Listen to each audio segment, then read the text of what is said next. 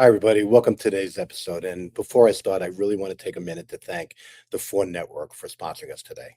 The 𝗲 Network is one of the leading executive technology communities, bringing together thousands of CIOs, technology executives, and digital leaders from across the globe.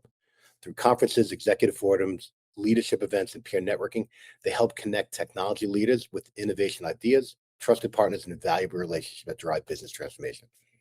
What makes 𝗲 Network especially important and impactful today is the focus on building meaningful executive communities and trusted relationships. Their platform creates opportunities for technology leaders to learn from one another, share experiences, explore emerging technologies, and develop relationships that are increasingly critical in today's rapidly changing digital landscape. The mission aligns perfectly with today's discussion because building strong communities, trusted networks are becoming an essential component of leadership success and long-term career growth. We're grateful for 𝗲 Network and their sponsorship and looking forward to the ongoing relationship. So, to start off with today's show, and I want to welcome everybody to this episode of Leading in the Digital Era. Today's conversation is something I really strongly about. It's about building the family you choose, not the one you inherit. It's about becoming one of the most important leadership topics to conversations today, the capabilities of building community in and outside the organization. For years, leadership was often measured by how well you manage your team, your functions, the budget, the operations directly in front of you. But today, that's not enough. The best leaders are creating connections across departments, across geographies, across industries, and across communities. People can feel more connected with technology today than they ever have, but leaders have to be intentional about creating trust, belonging, and collaboration. This doesn't happen by accident. It has to be built. We're going to talk about something else today. We're going to talk about career proofing. Careers are no longer linear. Companies change, industry shift, AI disruption is working. Business models are evolving. The people who will thrive are not the ones with the best resume. They're the ones with the strongest relationship, trusted network, advocates, mentors, peers, and communities that help stay visible, adaptable, and ready to come next. I'm excited for my panel today, and I'm going to bring them on and introduce them to you right now. So first, I'd like to bring 𝗓𝗏 Woodson. Hey, 𝗓𝗏. How you doing, Rob? I'm great now. 𝗓𝗏 is a seasoned technology executive, multi-venture founder, strategic advisor, and internationally recognized IT thought leader. He's led mission-critical Department of Defense technology operations, scaled mid-market operations, and advised CEOs, boards, and executive teams throughout complex transformation. Known for his discipline, governance, strategy, strategic foresight, and ability to translate technology complexity into executive-level clarity, 𝗓𝗏 focuses on resilience, risk, operational excellence, and sustainable enterprise growth. We've been friends for many years. I consider him family. 𝗓𝗏 and I met through a networking group outside of our organizations, and we've been tight ever since.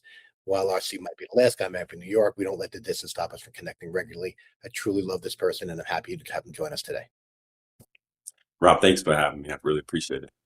Pleasure's mine, my friend. Next, I'd like to bring Joseph Hernandez.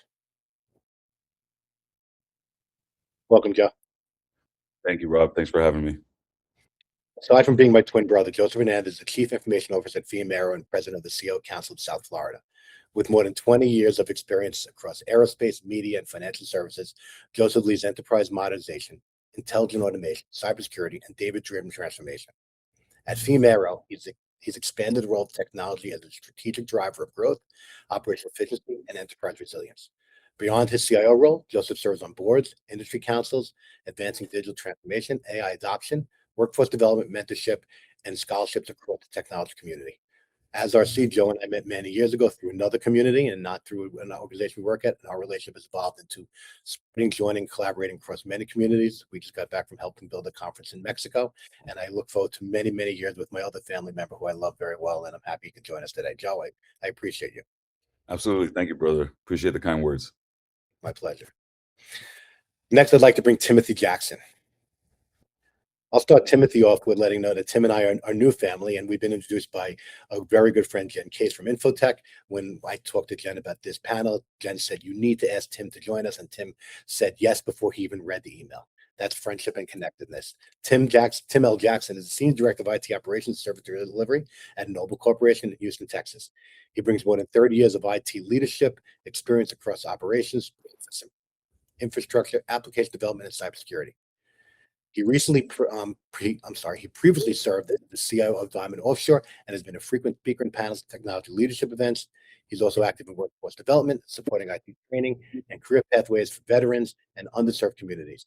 He's recognized, including the 2024 HMG Global Leadership Institute Award, which I got the same year as he did, and multiple Houston Inspire CEO of the Year finalists. Tim, welcome, and I appreciate you and Jen Case for putting us together. Thank you, Rob. Pleasure to be here. So I appreciate everybody's time. I'm going to jump right into it. I know there's a topic that everyone wants to really pull back the layers in, and I always say your network is your net worth. But when you hear the phrase building community as a leadership discipline, what does that mean to you, and why does it matter more today than it did 5 years ago? RC, do you mind kicking us off? All right. This is a really good place for us to start. In my experience, moving from military to private sector, probably about 15, 16 years ago, it really, really came true in my life. I had to spend a lot of time out in the private sector to get used to, how we do things. My network was big in that. And the lesson that I learned in that situation as I transitioned from one career to the second phase of another, uh, building your network is basically building a think tank as well. Okay, so I think we need to look at our networks more as a um, investment team rather than just a bunch of names on a piece of paper or a list of names in your address book. So as we look at this, we look at it from a think tank perspective, where you're actually building your team. You're building a team that you're investing in. You're sharing frameworks. You're checking on each other. I mean, it basically comes down to a think tank / friendship list. So that's where I think we should start in our thoughts when we try to tell other people why it works. I know you said we're going to talk about career proofing later on, but I can tell you I'm a direct beneficiary of my network and my think tank.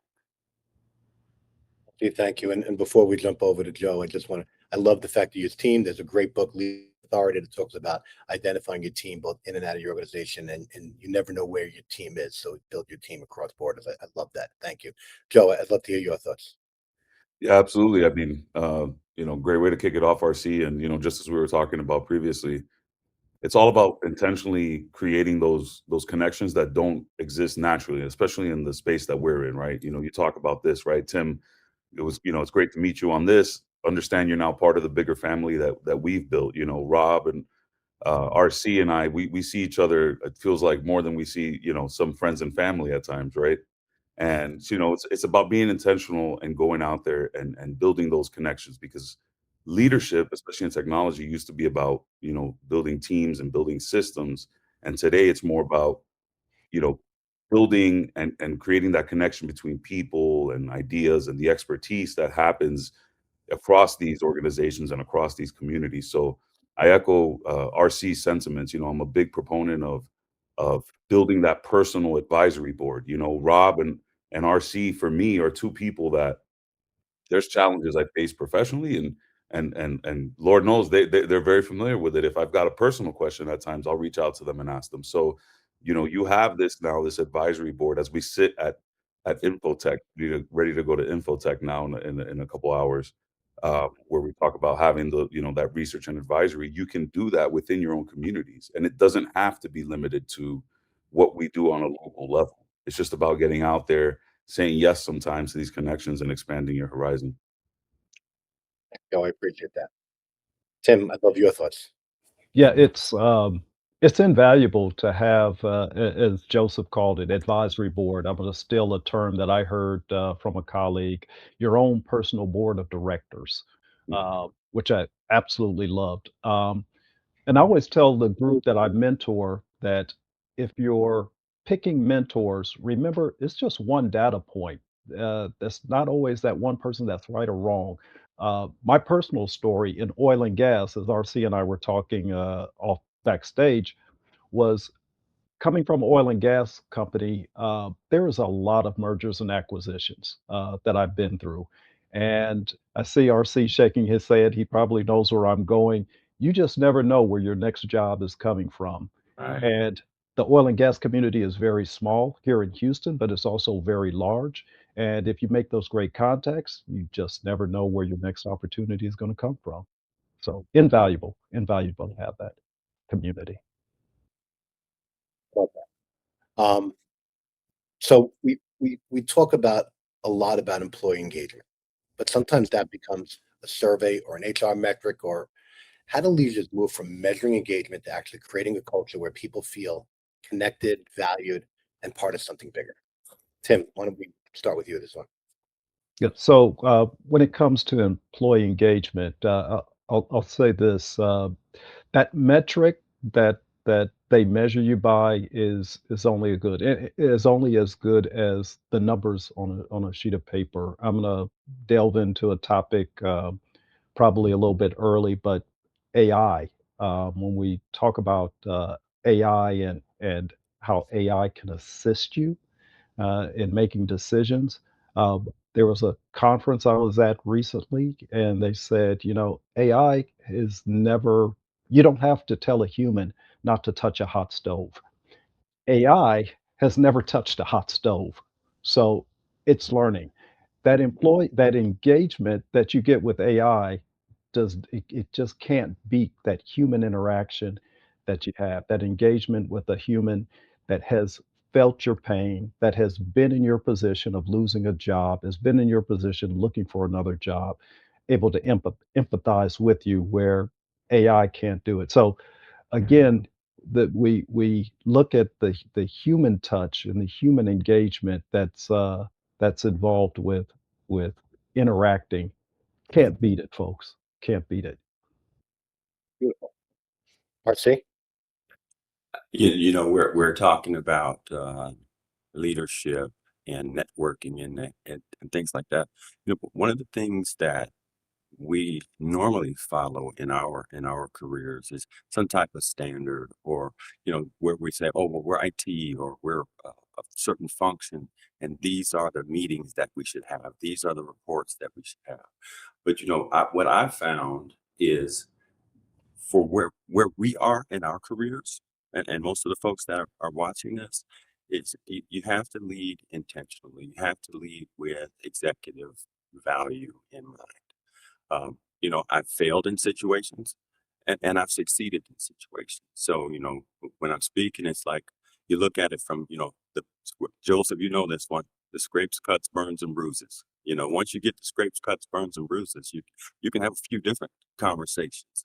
And I think the biggest thing that applies here is leading with intentionality, putting that network to practice, but not only benefiting from the network, but pouring into it. You kind of see it as an oil lamp. You want your lamp's always going to be half full, because you should always, share some and get some. So that type of thought as you move forward as a leader, that's attractive. That's attractive to other leaders. Where I know if I spend 2 hours with Tim, you know, I'm a busy person. I've got lots of things going on in my own organizations, but I spend 2 hours with Tim helping him with an AI deployment, or helping him get his message lined out. I've delivered that message two or three times.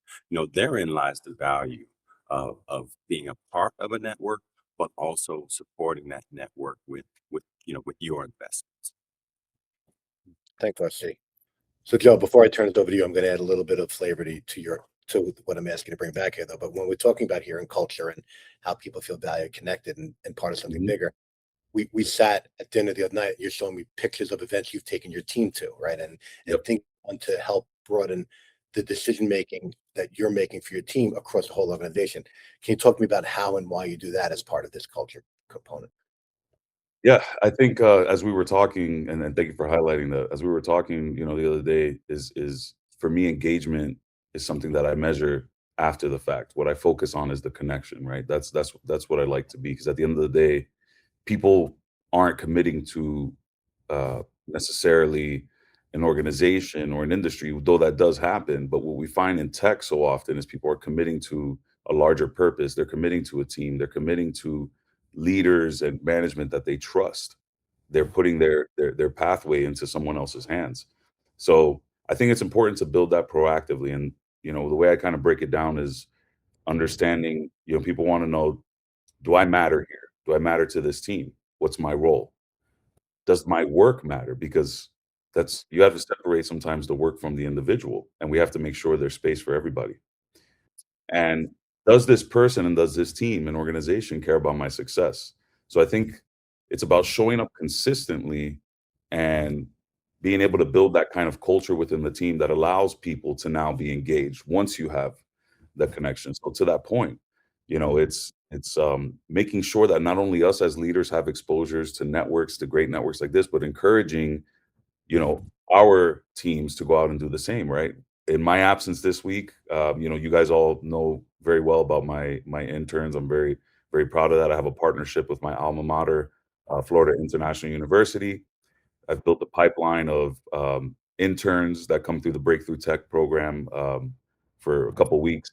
And we've turned this into like a continuous pipeline now where we've displaced even some of our offshore development teams.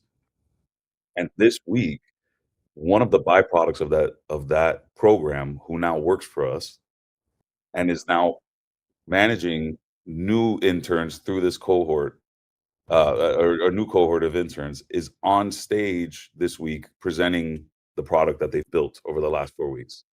So you just see how it continues to feed itself, right? Once you invest in that connection, the engagement will always be there, and it's contagious. Well, Joe, congratulations on that, on your intern, on the community that they're continuing to build as well. So let's peel back the relationship layer. I once had a conversation with early in my leadership career with my head of HR, and I said, I'd really love your guidance on how to communicate with people across the organization, not just within my group, but how do I build those relationships better in HR, dealing with human element? How do leaders, and Joe, let's start with you on this one. How do leaders become better connectors across organizational silos? Yeah. It's acting as a bridge at the end of the day, being that bridge going into the organization and understanding the challenges that the business is having. You know, often when I do these speaking engagements, I always talk about, I kind of really dislike the fact that at times we say it's tech versus the business, or it's tech and the business, like they're opposing sides. No, tech is an underlying aspect of the business and organization. So I think the sooner we get out of that mindset, the sooner we start to drive value. And that's what we've even seen, right, with the team at 𝗲𝗻. It's getting out there, speaking to organizations, speaking to departments within the organization, and understanding what are the biggest challenges that you're facing today, and how can we make you go faster. At the end of the day, that's where our focus is. So, you know, we've even aligned ourselves with subject matter experts from other functions within the organizations and kind of turned them into these business transformation, technology individuals who sit between, you know, the function and IT. So I think it's just, again, kind of going out there and making sure that those individuals are helping define those roadmaps. And I'll finish the thought with this. One of the sayings that I love is, if you're doing something for someone without them, then they interpret it as you doing it to them. And all of a sudden that's a threat. So I think it's very important when you're discovering what the challenges are, what the problems are, you're including everyone through the entire process of defining what the solution will be, and you'll have a much more successful outcome. Thanks, Joe. Mhm. RC. You know, listen to what Joe just said. You know, again, I go back to those standard practices that we were all taught. Have a steering committee. Have status meetings. Things like that. But things have picked up and things have changed, especially at the corporate level. Everyone gets a C title or an SVP on their chest, and everybody has their thing that they're responsible for. In some of the situations, the other functions are collaborative. In some situations, they're not. Okay, we're technology. You remember where we grew up from. We grew up from the service industry. We grew up from the part of the organization that was down in the basement. It was dark. You had two or three stairs to get down to your office. And then all of a sudden, in the 80s, we're brought upstairs and we could see light, and we're invited to the meetings, and no longer was it just a service ticket. So I think as we move through this and try to build more of a network, try to get more support, try to be more involved from a strategic level, we've got to handhold them. We have to take them to our conferences, not only the higher ups or the people that are in management positions, but people that are in the departments. In one organization, I created an immersion program where I had 2 people from each function in the organization, and it was big enough to come and work in IT. All right.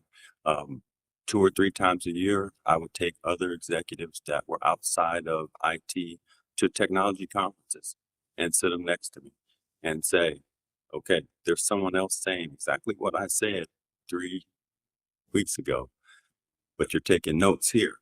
So I can bring that same information to you. So we run into those situations. But now let's swing back to our network. One of the things that I've found successful is reaching out into your network. Maybe someone that has a really cool job or a really cool title, or maybe one of those sexy logos, and bringing that person to your organization, saying, here's the CIO from, and you insert company, some high-level company, and he wants to talk to us about this topic. And it would be one of your, high priority projects or something that's coming down the pipe, and it helps with that message being landed a lot softer. So, there's so many facets to this. This could probably be an 8-hour conversation. Yeah, that's done itself. Exactly. Tim, any thoughts on this one? Yeah, the one of the things Joseph mentioned, and there's a quote I love that says, "People don't care unless they know you care." And so to pick up what RC was also talking about is we're here to solve the IT, we're here to solve business problems. They don't want to hear about the latest technology at the board level, at the executive level. Once they start to understand, you care about business outcomes. And that's what I always tell my teams. I said, let's focus on the business outcome. What problem are we trying to solve? I don't care what shiny toy is going to give us 8 milliseconds more processing power. The business doesn't connect with that. What they connect with is how can I reduce downtime on my wells? How can I increase the drawstring on my tripping speed? And sorry, that's a little bit oil and gas tech, but I'll say that one of the biggest benefits I got when I was the interim CIO vying for the job, one of the COO invited me to his stand-up meetings every morning, 7 o'clock, and it was a round table of about 5 people, and sometimes special guests would drop in. And he said, and they called me TJ at Diamond. He said, TJ, I don't need you to necessarily give an update. I just need you to get comfortable. He says, my job is to get you comfortable on this executive floor and people to see you, people to know you, and people to connect. And absolutely love that opportunity. And it just pays dividends when you're trying to solve a problem and you're working with somebody in the business and they trust you and they know you and you trust them and you know them that you're going to get the problem solved. Yeah. Tim, can I jump in real quick and kind of piggyback on what you're saying, especially in the oil and gas? We're on talking about, global leadership community and building networks. That was my first experience with international teams, because one of the organizations I work with did a lot of work with companies from other countries. So, building those networks, across the water was really big. So I'm sure you've had that experience. So can you give us a little bit of, a couple pointers there? Yeah, this is, I don't want to come off flippant, but learning a little bit of Portuguese helped me out. That's the bad language and the good language. How to say thank you, obrigado, at the end of a call. Connecting with people, understanding, asking questions about their culture and how they do things, because I found when I first started in the offshore drilling business, I've been on the operator side, the BPs, the Exxons, working for those companies, but the contract drillers, we actually are a service provider to them. Things move a lot faster. And so working globally, when I first came into the drilling offshore business, I found that having a team uh, that works, that starts their day at the time you're logging off or at 8 o'clock, they call it global inconvenience. Just Mhm. extending myself to meet them where they are. I said, no, you don't have to get up at your nighttime to meet me. I will extend my day Yep. to work with you. And again, they thought that was a benefit to them that I did that, and it built trust immediately. That was pretty good. Nice that you used that word global. Yeah, someone had a question about that last month. I was having a conversation like, how do you call yourself a global IT leader? I looked at the map and said, a lot of us have positions where we're doing a lot of work um, in multiple countries. And we've been to those countries. We've put our feet on the ground in those countries, and you've impacted technology in those countries. So, when did you get to wear the global tag? You know, I think you put your feet in 2 or 3 countries, and you have impact, and you can prove it. eh, Put that tag in your job title. Mhm. If you're having conversations like this, and their information is being disseminated across the globe, I think that's global impact. Okay. But again, kind of bringing it back home to this conversation, how many people do you have in your think tank, in your personal advisory board that are in other countries? You know, um, I have a few. I mean, I think I have about 8 to 10, so as we talk about how do we get to the global leadership community, you know, a couple things come to mind. And Rob, if I get too far out front, let me know. But a couple things come to mind. There are international conferences that I've attended. There are international technology societies that some of us are members of. There are forums. There are things like this. A lot of exposure throughout the network. And as you make those connections, you do one-on-ones with those people. I spent some time on the phone and on these kind of calls, just having one-on-one with another technology professional, just to kind of strengthen that community. I'll stop there. Thanks, I see, but it's actually a good segue. But I just want to draw out what a longtime follower, friend, and John Erickson's meant. I've made folks in other countries don't speak English as the first language. It's a simple statement. Your English is better than my Portuguese or whatever language they exhale in the real estate. So having that global footprint and the awareness of different cultures, different language, and making people feel comfortable, like the Andy just said, there's opportunities.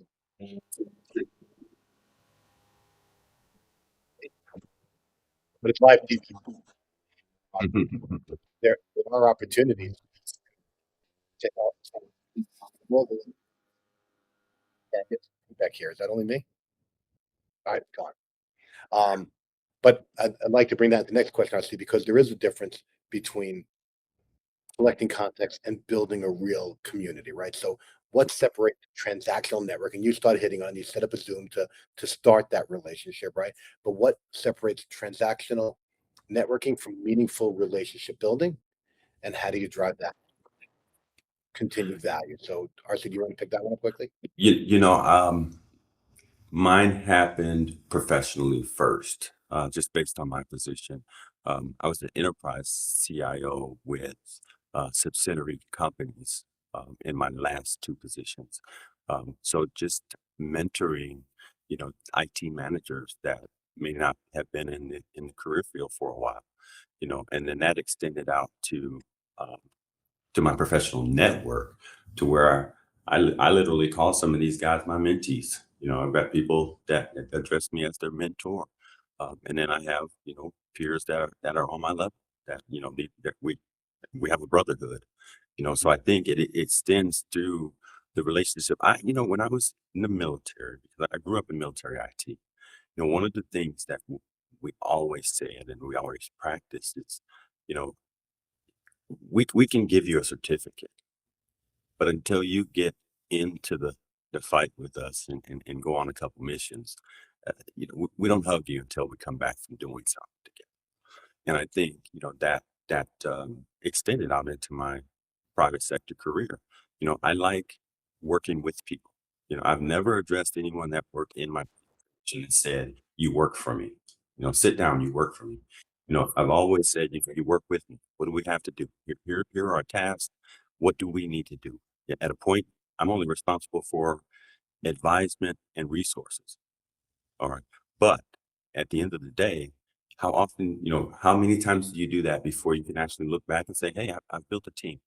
I built a team across multiple organizations." After you've been in this thing, 20, 30 years, you have some people that will say, "This person poured into me," or "This person helped me with that," and I can say I've been helped along the way as well. So I think it's really where the rubber meets the road is action and not activity. Okay. Really getting some things done, putting points on the board. I love that. I say often a different way, though. People will never remember what you did for them. They'll always remember the way you made them feel. And those activities drive that feeling. I love this question. And I'm going to ask John, our producer. John, can we put in the question, what separates transactional networking from meaningful relationship building, into the comments? And love to hear and read thoughts from people and their thoughts on this as well. So it doesn't have to be today, of course. This gets streamed tomorrow and we have other things. But this is a great question. I think people need to lean in on, especially when we saw the mentorship component. This will help you mentor your peers, your people across your network. Tim, I'd love to hear your thoughts on how to make network people. When it's having those meaningful contacts. You already said it that Maya Angelou said people will never forget how you made them feel, or what you said, what you did, but how you made them feel. And reflecting back on my past, there are times where my mentors certainly have encouraged me. When I first was introduced as the interim CIO, um, my boss said, he says, "You were meant for this job," even though we've we've been asked to extend the search externally. uh, Trust me, I'm here for you. And knowing that I had an internal network and cheering section in the company, and I don't mean in IT. I get a little emotional thinking about it, how the IT staff rallied behind me, but thinking about how people outside the IT organization said, "We want you to get the job." It made so much more, meant so much more to me. And those personal connections, even though they are my contacts on LinkedIn, I can tell you they are more than just a contact. So again, having that personal relationship, sharing those battles, sharing those losses and wins, those are those those make more meaningful relationships that you can count on going forward. So Tim, thank you for sharing that. And it won't be the first time someone cried on our show, but I always welcome the emotional connection because that's what makes it important. And maybe in the famous trainings that we get from a friend of our show and our family, Richard Bliss, maybe send a LinkedIn recommendation for your old boss, because that, or that your mentor and your leader in your life that said this, you were made for this job. That's a wonderful story worth sharing. And thank you for sharing it here. Joe, please. Thanks, Rob. Yeah, I think it's for me, it always comes down to the give before you ask philosophy. The key difference between the transactional networking and building those meaningful relationships is the intent behind it. Traditional networking, when we think about it in the past, is focused on what someone can do for you. And when you're doing that relationship building, it's not about a favor that I can get out of it or what value can I extract from this conversation. It's focused on understanding the people, and that inherently creates that value. And now you're not investing in potentially a product or a vendor or some sort of service, but now we're investing in that relationship before there's ever an ask. So I think most people can tell the difference when you're doing that genuinely. And if the only time you're hearing from someone is when they're looking for an introduction or a favor or a job, then that's not really that relationship. That's what makes it transactional. The strongest relationships that I've built over the years, including with, you two, right, with Rob and RC, is, starting without an agenda. The way that I met you guys was either, hey, I'm looking for an opinion, Rob. I was like, I need this professional advice in an open forum, and you were one of the few people that responded very quickly and said, hey, you got to come out and check this out. No agenda behind it. And RC, same thing, right? Casual conversation, and obviously we had met, and I just said, hey, can I hear you dropping some nuggets? Can I come over and listen into some of this stuff that you're sharing? So, you know, years later, these things can lead to partnerships and opportunities and board positions, but even more so, what it leads to is friendship. And I think that that's what's really important and key here. That's what we're trying to drive home, and you look at what we do at the CIO Council right down in South Florida. That's what we have created in that community as well. It's not, while we do focus a little bit on networking and you know funding the scholarships and the mentorship programs that we have via those events, it's really about creating that community where people genuinely help each other and help give back to the next generation. We're sharing experiences and solving challenges together. So at the end of the day, it's not really about expanding your contacts. It's about expanding your community and building that trust, because that's really what creates that lasting value. Thanks, Joe. I appreciate it. I think we have a comment, John. People know transactional versus relationship leaders like Robert Field, however said this, thank you. Acknowledge the network and superpower is leadership, not a fancy degree. And it is a superpower. And Joe, you just hit the nail on the head, right? Doing it because, and John Erickson's comment as well, doing this because you're authentically wanting to help. Authenticity is critical in networking, and not because you want to get something out of it, but you want to help each other. Which kind of leads me to my next question. And before I go there, I'm going to foreshadow. Joe, you said something else that sparked me, but that friendship and it creates experiences and opportunities we've never had. The opportunity through my professional relationship and then my close friendship with RC to go to Alaska for the first time last year on a wonderful, wonderful experience. Joe, we were there together the whole time in the Airbnb together. And I know RC, there might be some spots open for any other cool nerds that want to join your trip this year. Maybe when you share how to get in touch with you at the end of the show, some people might want to join us and become part of that Alaska pilgrimage opportunity to fish in Alaska. But this might come easy to some of us, but a lot of talented people struggle because they're not visible outside their immediate circle. How can leaders build visibility that feels authentic and not self-promotional? So, Tim, why don't you pick up on this one? Yeah, this one is a little bit hard for me because I'm one of those borderline introvert extrovert. That way. I could never do what I'm doing now 20 years ago. But I got up and did it again. Someone famously said, the first time I got up to speak, I stood up and my brain sat back down. But he said, you know what? I got up and I did it again and I did it again. And that's pretty much where I'm at. I force myself to go in those to go into those rooms where there's hundreds of people. Now, is it still easy for me to do? Absolutely not.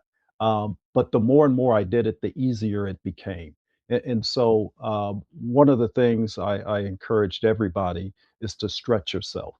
You can only stretch. You can only learn when there's a little bit of pain, when there's a little bit of growth that happens through that pain. Again, I can't recommend forcing yourself to network. The more you do it, the easier it becomes. Before we jump to Joe Garcia, I want to, Ricardo, thank you for your comments. And in this come on, in a world full of automation, Press Connect always stand out to serve in many ways for career building and leadership development. Thank you, Ricardo. Ricardo knows I love him, and he's one of those quintessential leaders that just connect and does a lot of give back for the community. Tim, you said you're still nervous to it, and we're all introverts. And when John came to me many years ago when I was unsure of where my career is going, and asked me, hey, do you want to do the show? Of course I said no, and he talked me into it because I'm nervous. I'm still nervous to this day to do the show. I wear one of those sweat whisking shirts underneath because it's still nervous being out here, but you do it because I want to authentically put people out there. And it's while it's so nervous, you think about the greater good and why you do it. RC, how about you take the next this question? For me, I still step back to, where we started. I've been in IT 42 years. I'm gonna say the number. Um, but we started as a service entity. I mean, we came into the office, we went to our desk, we either input data or we went into the server rooms, or we were climbing through, rafters, running cable. So where's the stage for that?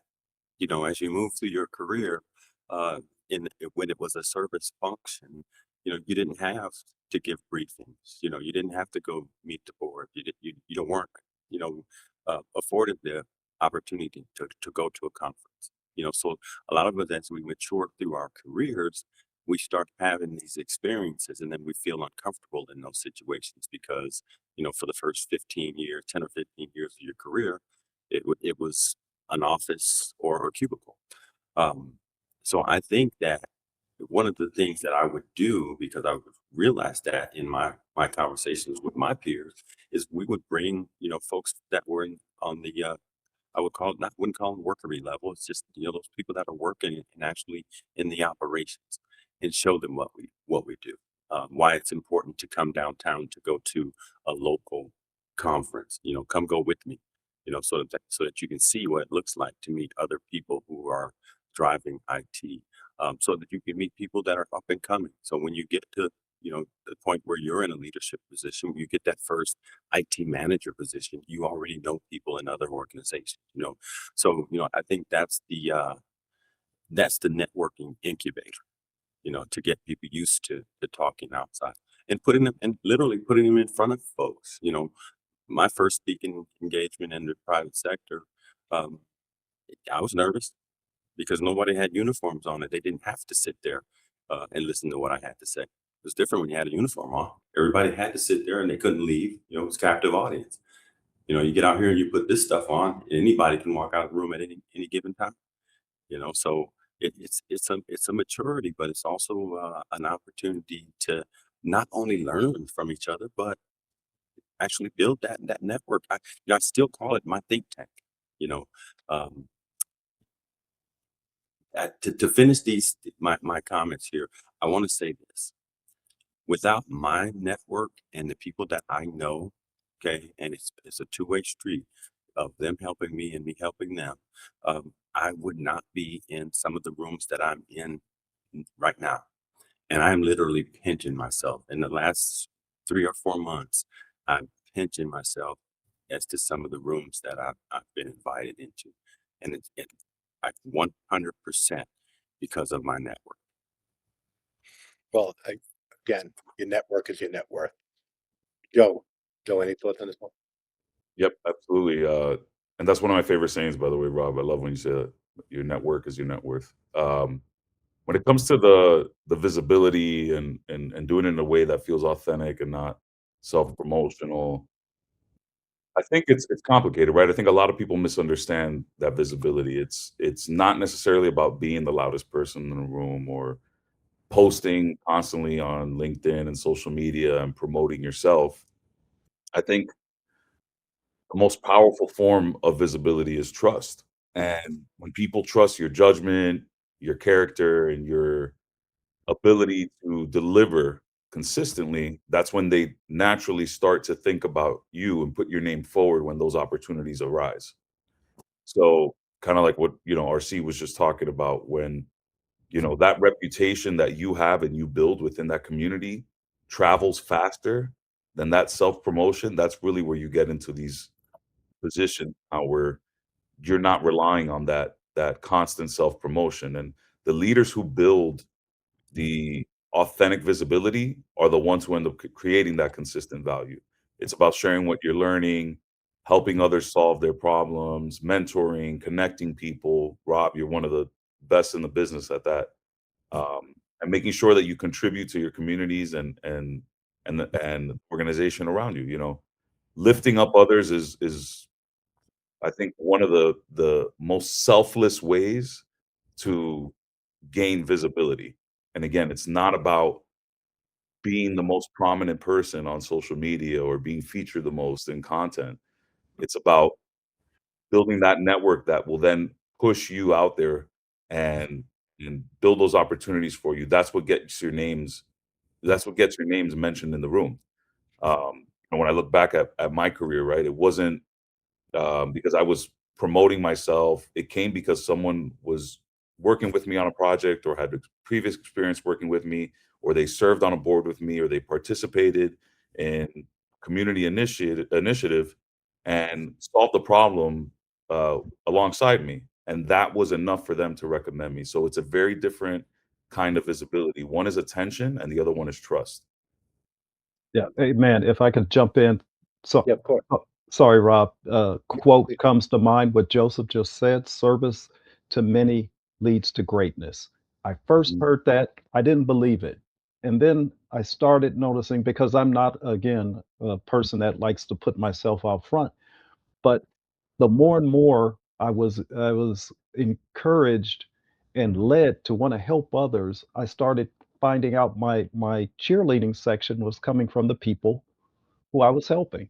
And Mm. so again, love what you said, Joseph. Absolutely. Just Thank wanted to you. add that. Yeah, and I'll also I think the some give people something tangible, right? Be unapologetically yourself. Be 100% authentic. Don't be afraid to share your losses, because that's the thing. There's everyone is willing to share a win. Share a loss, and you'll really see how people care. You're really going to see people invest in you, because now you're showing a level of vulnerability that not everybody's willing to do. So when you share those experiences and those lessons learned, you start seeing that network build organically. People all of a sudden want to hear from you, get out there again to share something tangible. Get out there, volunteer at events, volunteer at different community programs, mentor someone, sign up for an industry event. That even if you're an introvert, I don't know what that's like. As my friends know very well, I'm an extrovert. But if you're an introvert, I encourage you, sign up for an event. Just show up, ask one person one question, and leave if you have to. But just keep doing that over and over again, and join these professional communities. Again, there's ones that are paid that we're all members of, and then there's these organic, grassroots communities that you can find out there. So it's definitely about doing that and building your value by helping and connecting with others, because at the end of the day, what people are drawn to is not who's out there the most, but they're drawn to the value that you bring to that community. there was a time in my career where I actually had to take my conference request and get them approved. I worked for a guy that said to me, he said, "Listen, you've laid these 4 conferences, on my desk. I'm only going to approve 2." But the question he asked was this, and he was one of my mentors. He says, "Which 2 of these conferences are influences shaped?" And I didn't understand the question he was asking. So I'm like, "Well, I need this one for this one for that." He said, "No." He said, "Which one of these conferences, it- which one do the influencers in your career field attend?" And that's when I learned, if you just go to a conference for content only, you're missing the boat. He made sure that I went to conferences where other people who were influencing the tech realm of technology, okay, were attending. And that was a big deal. And that influenced my network incredibly as well.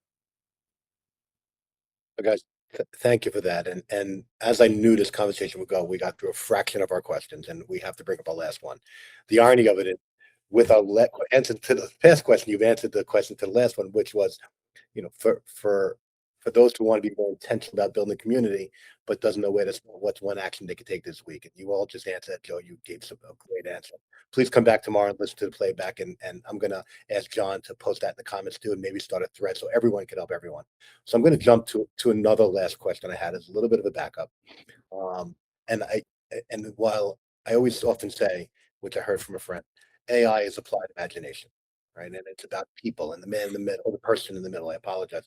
Um, So I'm going to ask you a question as we close. Please let us know. Please, people, let us know where they could find you, how they get in touch with you. I'm blessed today. I get to go downstairs, and Tim will miss you, but I get to continue this conversation with 𝗏𝗏 and Joe for the next couple of days, because we're all here in Las Vegas. But I'd love to hear your guys' thought. AI is becoming more embedded in the business. We have agentic AI, we have agents, we have everybody's talking about AI. But do you think that the connection becomes more or less important with people with the advent of AI? So, Tim, why don't you kick us off on this? Yeah. So it becomes more important. Those human connections become more important because, as we all have heard and experienced, AI is prone to hallucinations. AI is prone to biases.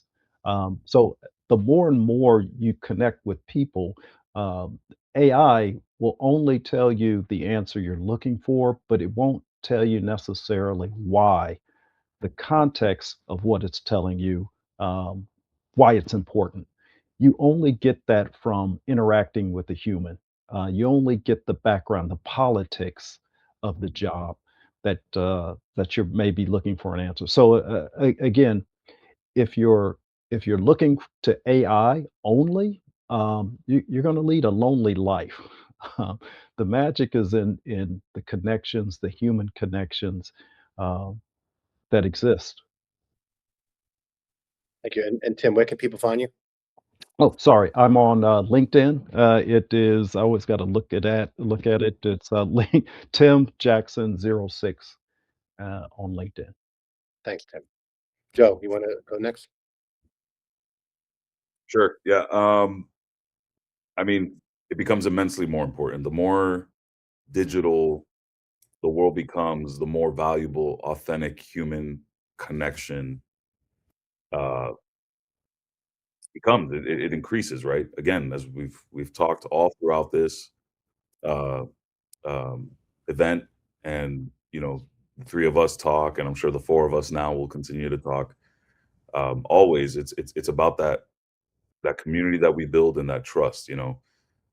AI is, the latest and greatest, and yes, it is a game changer, and it significantly um, uh, complicates the way that we do things, and also makes things easier in other aspects. But that human connection is even more important now than ever. I mean, AI, to Tim's point, it can automate tasks, it can accelerate decisions, make predictions, it can summarize information, but to the point that we've been making all along, it doesn't replace trust. Trust takes time. It takes that relationship building. So for me, it's just increasingly more important to get out there and build these communities in a world that is going even more digital than we've ever been before. Thanks, Joe. And where can people find you? You can find me on LinkedIn or at most networking events. But yeah, you can find me on LinkedIn. Sweet. Yeah, that's the truth.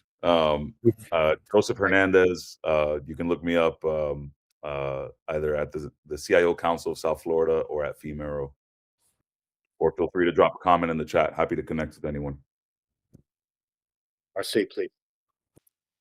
I just from basic foundation, AI is a tool. AI is here to help us.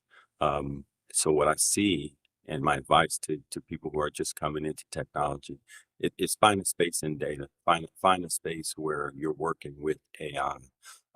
For those executives out there, AI is changing the game. It has changed the game. Let me correct what I said. It's changed the game. Companies that want to remain competitive need to have AI strategies. Companies that have AI strategies will have some longevity. Those that don't will probably fall to the wayside. All right. But that being said, AI is here and it's been here. But back in the day, again, I will refer to my military experience. We used machine learning back in the early 80s. We did did trending and diagnostics, things like that. Now AI is out here, telling us how to invest in our stocks and telling us how to do our business. So again, embrace it, learn about it. I think every person walking should take a 28-day AI course because it's not going anywhere. But at the end of the day, the technology professional is not going anywhere. Our role is changed. it has changed already. So those technology professionals that are watching, retool, rethink, re-strategize, get out in front of this. You've got years and years of experience. And as far as we didn't really touch on it, but employment proofing yourself, you have to look at these technology jobs as jerseys, like working for a sports team. They can't take your talent away. All right. They can't take your education away. They can't take your diplomas or your certifications away. The only thing they can take away is your jersey and hang it on their wall. And then you go get another jersey and do what you do for another company. The technology professional, that position, you probably have a run of 3 years. If you make it past 3 years in an organization, you're doing good. So get ready, do what you can when you're in your current organization. Get yourself ready to move on to your next position. And that being said, that's where this network comes into play. So just to drive it home from my participation in this conversation, your network is important. Your participation in your network, both giving and receiving, being in the right places, okay, being part of the right organizations. And the biggest thing is making sure that you're taking care of the people in your network, in your think tank, or in your personal advisory board. RC, thank you. And where can people get in touch with you? You can find me at www.coachrc.com or rcwoodson@coachrc.com. RC, thank you. I appreciate that. And is that for the fishing trip too? Maybe we'll see. But we only have a few spots left. But I do want to thank you guys. And today's conversation for me is a reminder why leadership is no longer confined to just a title, a department, or leaders who have the greatest impact, the ones who can build trust and always focus on that word trust, create connection, bring people together around a shared purpose community. Community is not a soft skill. It's a leadership advantage that helps companies move faster, helps teams move more connected, and helps individuals build more resilient and meaningful careers. I think today we did a lot about career proofing yourself and understand that your network is the ones that will help you make those next steps and help you get unstuck. It also creates a great opportunity that you might not have to access the right rooms, the right mentors, and the right advocates, which these three members will give you if you want to build relationships with them as well. This is where community becomes more than a network. It becomes a force multiplier for career, organization, industries, and a family. Thank you, Joe Hernandez, RC Woodson, Timothy Jackson, for being here with me today. I truly appreciate you. Let's keep building those relationships before you need them. Keep value for the others. Keep authentic about it and engaged, and make your relationship extend beyond your walls of your organization. Thank you, everybody. We'll see you next month, and I appreciate you joining us today on Leading the Digital Era from the Institute of Digital Transformation. Thank you.